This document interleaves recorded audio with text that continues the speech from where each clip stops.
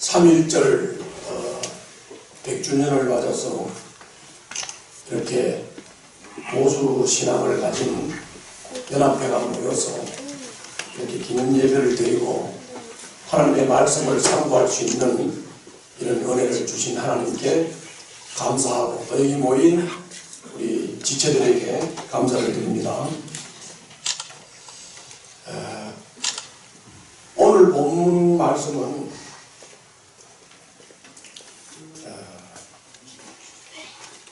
그 앞부분이 빵을 먹을 때 손을 씻지 않고 예수님의 제자들이 빵을 먹었어요. 그러니까 그 바리새파 사람들이 예수님에게 와가지고 시비를 걸었어요. 뭐라고 시비를 걸었냐면은 왜 당신의 제자들은 이 장로들의 유전, 이 전통을 지키지 않느냐? 원래 손을 씻고 빵을 먹는 거 아니냐? 그런데 당신의 제자들은 손을 씻지 않고 빵을 먹었다. 왜 장로들의 유전, 전통을 지키지 않느냐? 이렇게 시비를 걸었어요. 장로들의 유전과 전통이라고 하는 것은 다른 게 아니고 당시에 그 장로들이 모여서 우리가 하나님을 바로 섬기고 하나님의 뜻을 잘 따르기 위해서 어떻게 하면 좋을까? 그래서 이 장로들이 의논을 해가지고 하나님을 잘 믿겠다고 룰을 정한 거예요. 규칙을 정한 거예요. 근데 사실은 그 규칙을 정한 것이 그 진정하게 하나님께다가 마음을 두고 하나님의 뜻을 잘 따르겠다고 그 중심을 가지고 이렇게 룰을 정한 게 아니고 어떻게 좀 편하게 어떻게 좀 해볼까 해서 자기 편하게 사람들 편하게 룰을 만든 것이 이 장로들의 전통이고 장로들의 유전입니다. 그런데 이제 그걸 가지고 예수님에게 와서 왜 우리 전통을 안 지키냐? 우리 유전을 안 지키느냐? 이렇게 좀 따진 거예요. 그랬더니 예수님이 더 멋있게 말씀했어요. 예수님이 뭐라고 말씀했냐? 그래, 그럼 너들 장로들 전통, 장로들 유전 가지고 너희들은 왜 내 계명을 지키지 않느냐? 하나님의 계명을 지키지 않느냐? 사실 이 말에 바리새파들이 할 말이 없죠. 그러면서 예수님이 아주 핵심 교훈을 하셨어요. 뭐라고 했느냐? 입으로 들어가는 것은 사람이 더럽히지 않는다. 그렇죠? 입으로 들어가는 게 사람을 더럽힙니까? 먹어서 들어가서 소화를 잘 해가지고 뒤로 똥이나 오줌으로 나가고 나면 이게 내한테 살이 되고 피가 되잖아요. 그죠? 그래서 예수님이 입으로 들어가는 것은 사람을 더럽히지 않는다. 너희 마음에서 나오는 것이 사람을 더럽힌다. 아멘? 너희 마음에서 나오는 게 사람을 더럽힌다. 악한 생각, 살인, 간음, 음행, 도둑질, 거짓 증언, 비방, 이게 더럽지 않냐? 너희들 마음에서 나오는 거 그런 것이 더럽지 않느냐? 이렇게 예수님이 되받아서 말씀을 하셨어요. 그랬더니 이 바리새파 사람들이 그 예수님의 가르침을 아멘 하고 받아들이면 되는데 이 바리새파 사람들이 안 받아들여요. 예수님의 가르침을 안 받아들여요. 그래서 이 사람들이 분노를 해가지고 예수님을 해코지를 하고 음모를 했어요. 그래서 예수님은 자기를 인정하지 않고 받아들이지 않는 이 사람들을 떠났습니다.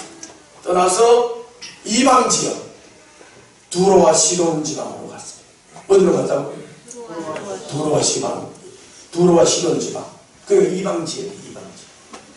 바리새파, 사두개인들, 유대인들, 이스라엘 백성들이 거절하고 인정하지 않고 받아들이지 않으니까 그냥 이스라엘 지역을 떠나서 이방 지역으로 갔어요. 두로와 시돈 지방. 이 지방은요, 가나안 민족이 사는 지방이에요. 가나안 민족은 잘 아시다시피 우리 학생들도 잘 알지요. 가나안 민족은 이스라엘의 원수예요. 그러나 예수님은 이스라엘이 자기를 받아들이지 않고 거절하니까 거기를 떠나서 가나안 지방으로 갔어요. 두로와 시돈 지방으로 갔어요. 그리고 거기 가가지고 유대인들에게 베풀었던 모든 치유와 귀신 쫓음과 병 고치는 이런 역사들을 두로와 시돈 지방에 가서 베풀었어요. 곧 기적을 베풀었어요. 그것은 순수하게 예수님의 긍휼히 여기는 마음으로 치료를 해주셨어요. 오늘 사건의 전개는 이렇게 됩니다. 두로와 시돈 지방에 가가지고 치유 사역을 하는 사건 개요를 제가 잠깐 말씀드릴게요. 두로와 시돈 지방에 갔습니다. 가나안 여자가 예수님께 나왔습니다. 유대인들은 예수님을 음모하면서 예수님을 잡아서 죽이려고 하는데 이 가나안 지방에 갔더니 두로와 시돈 지방에 갔더니 가나안 여자가 예수님에게 나왔습니다. 예수님에게 나와가지고 유대인들도 안 하는 이 가나안 여자가 예수님을 보고 다윗의 자손이요 이렇게 불렀어요. 다윗의 자손이요 이렇게 불렀다는 말은 메시아시요 이렇게 불렀다는 말. 유대인들이 인정을 안 했어요. 메시아라고. 유대인들이 예수님을 그리스도라고 인정을 안 했어요. 그런데 이 가나안 여자가 다윗의 자손이요 이렇게 부르면서 나와서 자기의 귀신 들린 딸을 고쳐달라고 간청을 했어요. 예수님께서는 그 여인이 어떤 믿음을 가지고 있는지 그 여인의 믿음을 시험하기 위해서 처음에는 아무 말씀도 안 하세요. 다시 말하면 대꾸를 안 했어요. 이 여자가 막 간청을 하면서 자기 딸을 고쳐달라고 하면서 다윗의 자손이요 하고 외쳤는데 예수님이 대꾸도 안 하고 신청도 안 했어요. 아주 여자가 막 외치니까 시끄럽잖아요. 그래서 제자들이 와가지고 예수님한테 건의를 했어요. 아, 저 여자가 우리 뒤에서 막 외치니까 너무 시끄러워요. 그러니까 저 여자를 좀 안심시켜서 떠나보내게 해주세요. 제자들이 예수님에게 요청했어요. 그래서 예수님께서는 그 여자에게 자기의 사명만 말씀을 하고 그 여자가 듣기에 아주 역겨울 정도의 경멸한 말씀을 하셨습니다. 뭐라고 말씀했느냐? 나는 오직 이스라엘 집에 길을 잃은 양들에게 보내심을 받았다. 내가 이스라엘의 길 잃은 양들에게 보내심을 받았을 뿐이기 때문에 나는 내 자녀들의 빵을 집어서 개들에게 던져줄 수 없다. 이렇게 말씀했어요. 내 자녀들의 빵을 어떻게 개들에게 주겠냐? 또 옳지 않다. 그런데 이 가나안 여자는 계속 무릎을 꿇고 주님 도와주십시오 하고 간청했습니다. 그러면서 이렇게 말씀했어요. 그 경멸하는 말을 듣고도 개라는 말을 듣고도 이 가나안 여인은 계속 무릎을 꿇고 간청을 했습니다.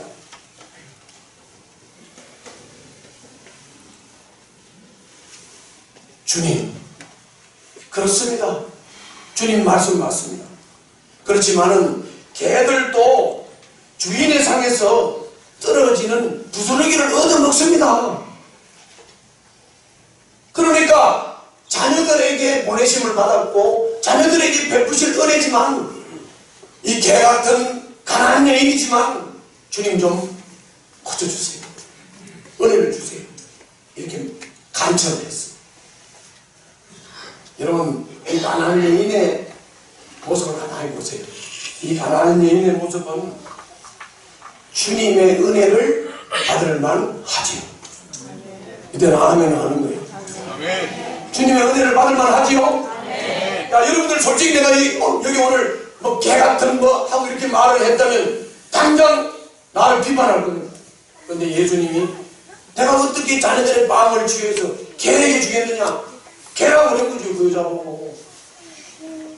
그런데 이 가난한 여인이 그렇습니다. 맞습니까? 그런데 개들도 주인의 상에서 떨어지는 부스러기를 얻어먹습니다. 이 정도면 자존심이고 뭐 다 내려놓고. 여러분들 뭐 한때 내려놓음이라고 하는 책 많이 보셨지요? 이건 처음 들어본 거 같아요. 내려놓음이라는 책 보셨잖아요. 자꾸 글만 읽고 책만 읽으면 뭐래요? 진짜 내려놔야 되죠. 가나안 여인은 내려놓음을 한 사람이에요. 개라고 해도 그냥 내려놓고 좋습니다. 맞습니다. 개도 주인의 상에서 부스러기 먹습니다.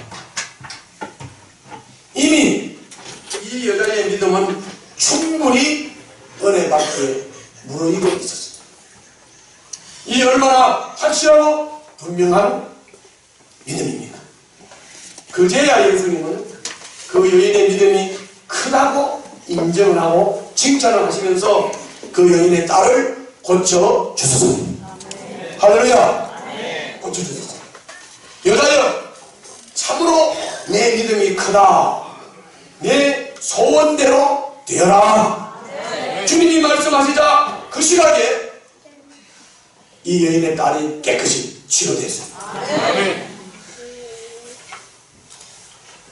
이방인의 믿음을 확인하신 예수님은 이스라엘 백성들에게 하셨듯이 이방인의 병든 자를 치료해 주신 것입니다. 그래서 이방인들이 이스라엘의 하나님께 영광을 돌리게 되었습니다. 이렇게 예수님께서는 경계를 뛰어넘어서 이방 지역에서 이방인들에게도 믿음을 고백하게 유도하고 믿음을 고백한 이 여인에게 차별 없이 은혜를 베풀어 주신 줄로 믿습니다. 이로써 우리는 깨달아야 할 교훈, 큰 교훈을 우리들에게 하나 주신 겁니다. 그게 뭐냐면 우리 사람이라는 것은요 참 묘해요. 그래서 경계를 긋고 경계 내에 사람끼리 어울리고 서로 나눠 먹고 경계 밖의 사람을 배척하고 경계 밖의 사람들을 막 무시하고 인정하지 않고 이게 사람의 모습입니다. 그런데 우리 예수님께서는 경계를 긋고 경계 내의 사람끼리 어울리고 경계 밖의 사람을 배척하던 그 사람들의 삶의 태도에 획기적인 변화를 주시면서 그 경계를 뛰어넘어서 유대인, 이방인 구분하면서 유대인들은 이방인들을 보고 사마리아인들을 보고 개라고 하고 사람 취급도 안 하던 이런 시대에 경계를 뛰어넘어서 바로 이 경계 안에서 자기들끼리 좋아하고 자기들끼리 어울리고 경계 밖의 사람들을 배척하는 이런 시대를 끝내고 종지부를 찍은 분이 예수님이십니다.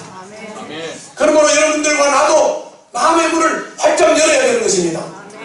보수, 진보 경계를 정해놓고 우리가 관계를 할 것이 아니고 우리들의 경계를 허물고 마음을 활짝 열고 예수님의 사랑으로 예수님의 긍휼히 여김과 불쌍히 여기는 마음으로 우리가 마음속에 포용하고 사랑의 통로가 되어줄 때 많은 사람들이 예수 그리스도의 사랑을 보고 듣고 느끼고 깨닫게 될 줄 믿습니다. 우리가 뛰어넘어야 할 경계가 무엇이겠습니까? 3.1절 독립운동 때 우리의 믿음의 선조들은 일본 제국주의들에 의해서 짓밟히던 민족의 자주를 쟁취하기 위해서 일어섰습니다. 지금은 3.1운동 때와는 상황이 좀 다르기는 하지만 지금 우리가 처해 있는 상황 또한 편안한 상황은 아닙니다. 자유민주주의가 위협을 당하고 있습니다. 시장경제가 위협을 당하고 있습니다. 열강의 눈치를 보며 민족이 나아가야 할 방향을 상실한 상태입니다. 민족의 민족의 정신이 전수되지 못한 것 같습니다. 한국 역사에 긍지를 갖지 못하고 한국 역사를 가르치지 않는 그런 민족은 아마 우리 민족밖에 없을 겁니다. 저도 초등학교, 중학교, 고등학교 가면 한국 역사 가르쳐야 될 거 아닙니까? 한국 역사를 가르쳐야 민족의 의를 이어가지요. 민족의 정신을 이어가지요. 그런데 한국의 역사를 가르치지 않고 선택 과정으로 둔 민족은 우리 민족밖에 없습니다. 여러분들, 그래서 의를 이어갈 수 있겠습니까? 정신을 이어갈 수 있겠습니까? 학생들 그래 안 그래요?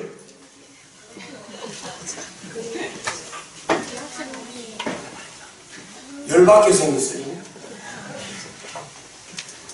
이런 상황에서 우리는 마을마다 지역마다 담론의 장을 만들어야 될 줄 믿습니다. 그 주체가 교회가 되어야 될 줄 믿습니다.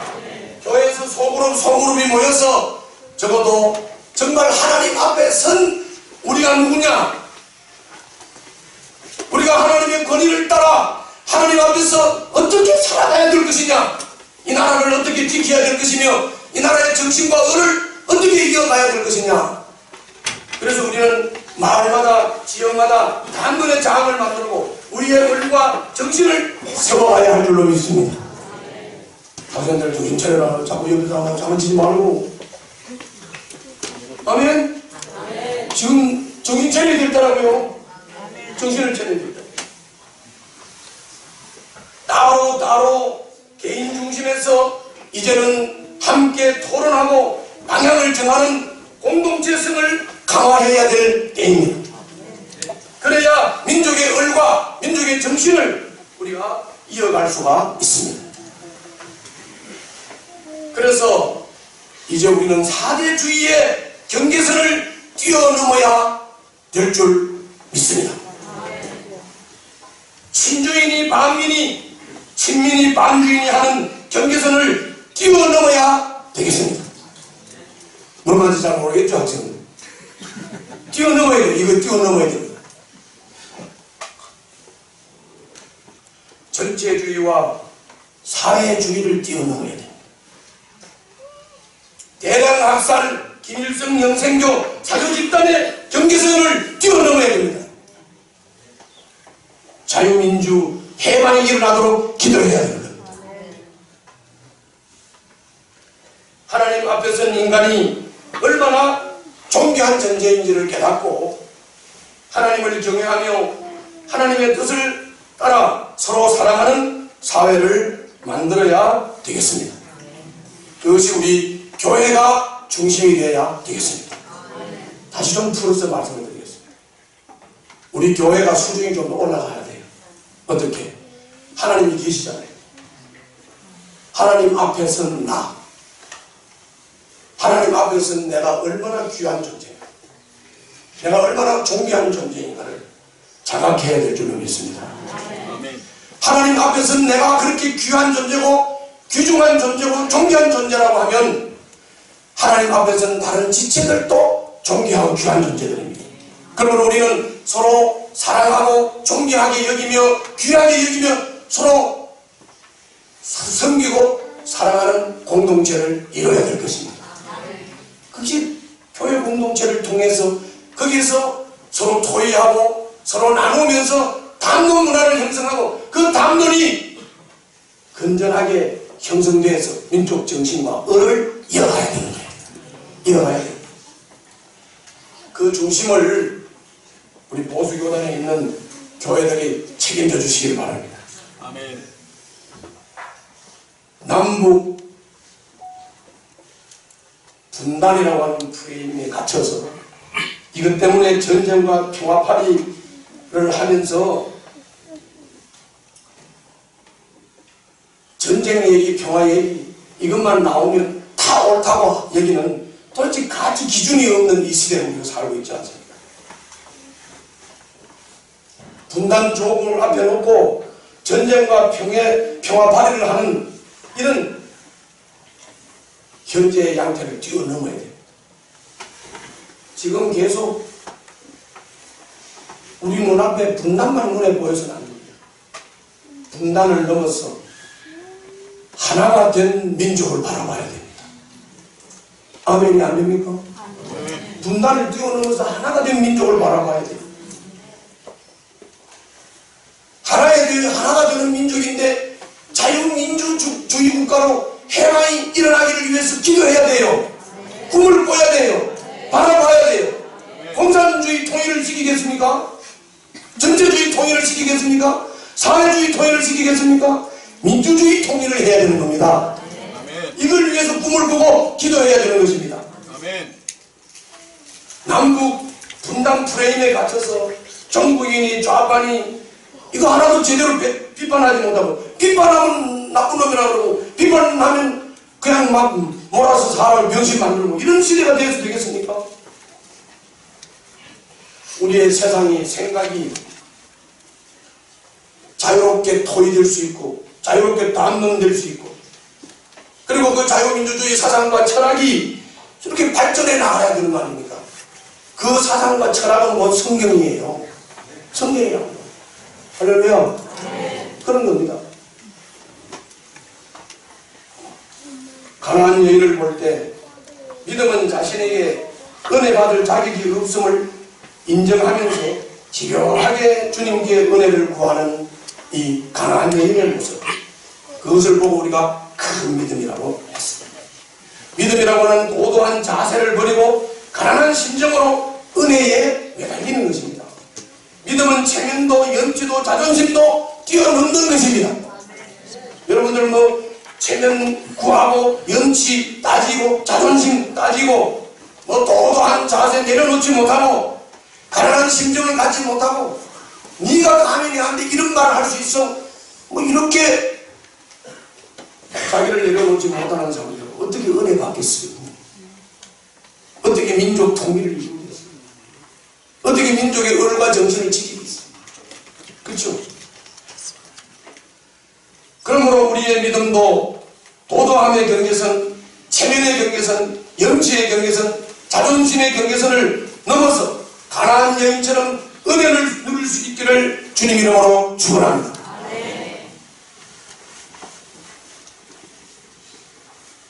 오늘 주님께서 보여주신 이 경계선을 뛰어넘으신 주님을 바라보면서 우리의 시야를 좀 활짝 열어야 될 줄 믿습니다.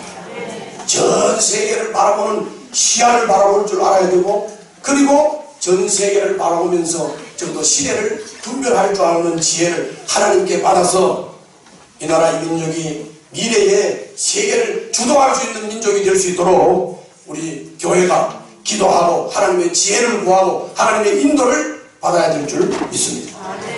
기도하겠습니다. 살아계신 우리 아버지, 예수님은 유대인의 경계를 뛰어넘어 이방인들에게도 주님의 복음을 전하시며 경계선을 무너뜨리는 귀한 교훈을 저희들에게 주십니다. 저희들도 우리들이 가지고 있는 개인적인, 공동체적인, 민족적인 경계선을 훌쩍 뛰어넘어서 시야를 넓히고 세계를 주도할 수 있는 민족으로 세워질 수 있도록 축복해 주시옵소서. 예수님 이름으로 기도합니다.